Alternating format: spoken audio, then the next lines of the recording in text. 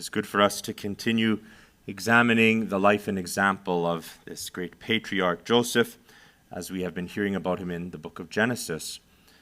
Today we see demonstrated the greatness of his depth of faith, his ability to see God's providential hand at work from the depths of his own suffering. It is his example that we must turn to when we grapple with making sense in our own lives, why we endure what we are enduring or have endured in the past. Think of what Joseph went through.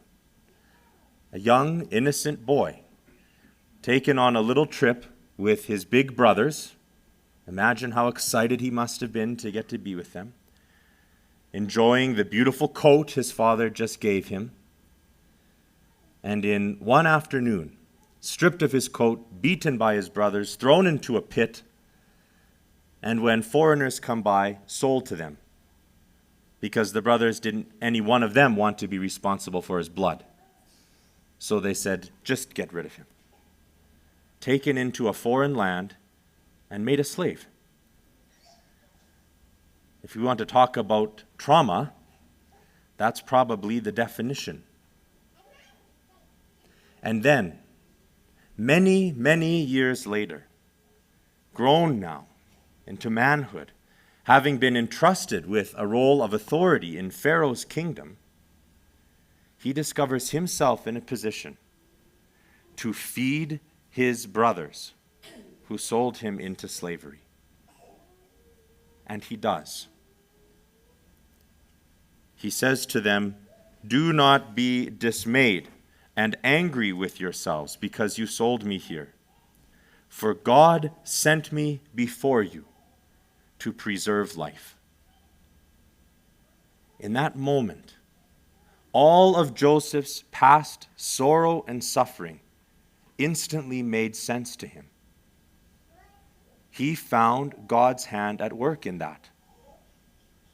All of what happened, all that you made me suffer, led to this moment when now I have the keys to the storehouses of grain that will set these people free from starvation. Instead of being resentful and bitter at what he was made unjustly to suffer, he saw how that suffering paved a path to the good that now could be accomplished. Joseph is, for all of us, a pattern and example of how we can look upon the tragedies and the sorrows and the pains of our lives.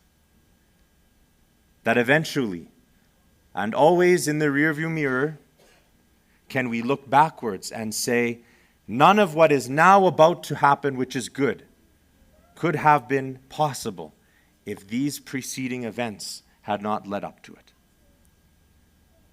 It takes faith, it takes strength to be able to look upon things in that way.